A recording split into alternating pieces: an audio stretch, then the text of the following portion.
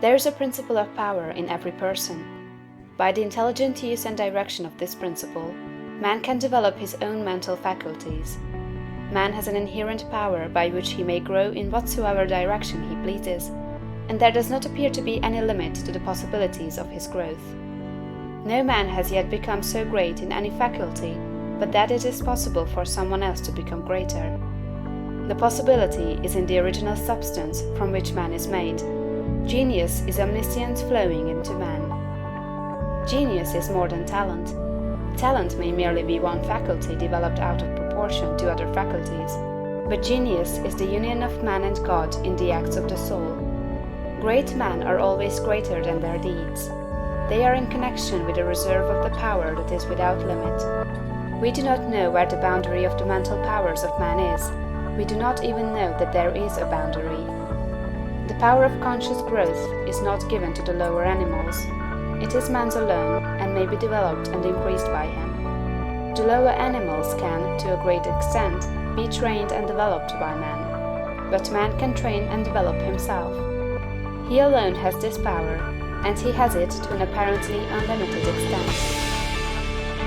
The purpose of life for man is growth, just as the purpose of life for trees and plants is growth.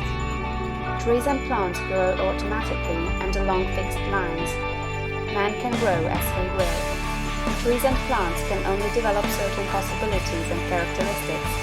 Man can develop any power, which is or has been shown by any person anywhere. Nothing that is possible in spirit is impossible in flesh and blood. Nothing that man can think is impossible in action. Nothing that man can imagine is impossible of realization. Man is formed for growth, and he is under the necessity of growing. It is essential to his happiness that he should continuously advance. Life without progress becomes unendurable, and the person who ceases from growth must either become imbecile or insane. The greater and more harmonious and well-rounded his growth, the happier man will be. There is no possibility in any man that is not in every man. But if they proceed naturally, not two men will grow into the same thing or be alike.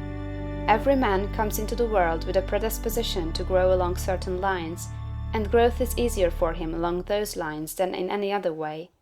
This is a wise provision, for it gives endless variety. It is as if a gardener should throw all his bulbs into one basket. To the superficial observer, they would look alike, but growth reveals the tremendous difference. So of men and women, they are like a basket of bulbs. One may be a rose and add brightness and color to some dark corner of the world. One may be a lily and teach a lesson of love and purity to every eye that sees. One may be a climbing vine and hide the rugged outlines of some dark rock. One may be a great oak among whose boughs the birds shall nest and sing, and beneath whose shade the flocks shall rest at noon, but everyone will be something worthwhile, something rare, something perfect. There are undreamed of possibilities in the common lives all around us in a large sense. There are no common people.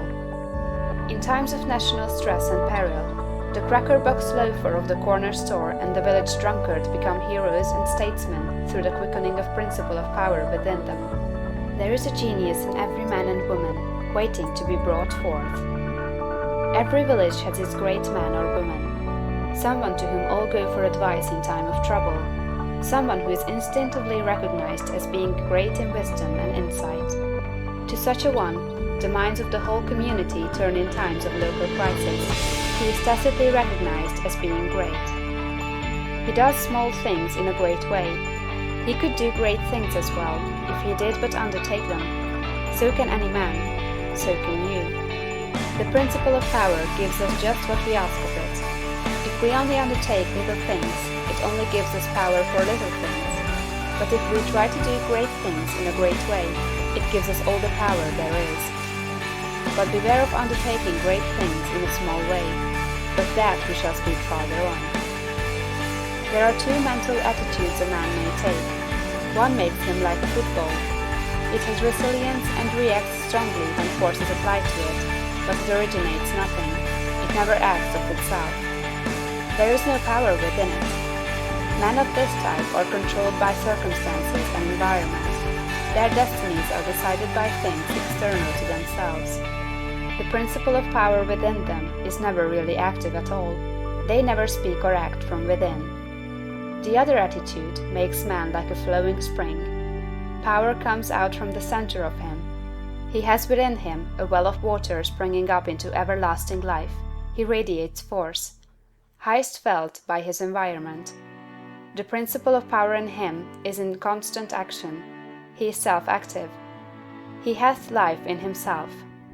No greater good can come to any man or woman than to become self-active. All the experiences of life are designed by Providence to force men and women into self-activity, to compel them to cease being creatures of circumstances and master their environment.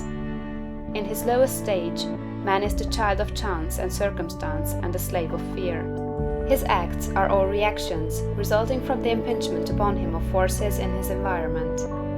He acts only as he is acted upon, he originates nothing. But the lowest savage has within him a principle of power sufficient to master all that he fears. And if he learns this and becomes self-active, he becomes as one of the gods. The awakening of the principle of power in man is the real conversion, the passing from death to life. It is when the dead hear the voice of the Son of Man and come forth and live. It is the resurrection and the life. When it is awakened, man becomes a son of the highest, and all power is given to him in heaven and on earth. Nothing was ever in any man that is not in you. No man ever made more spiritual or mental power than you can attain, or did greater things than you can accomplish. You can become what you want to be.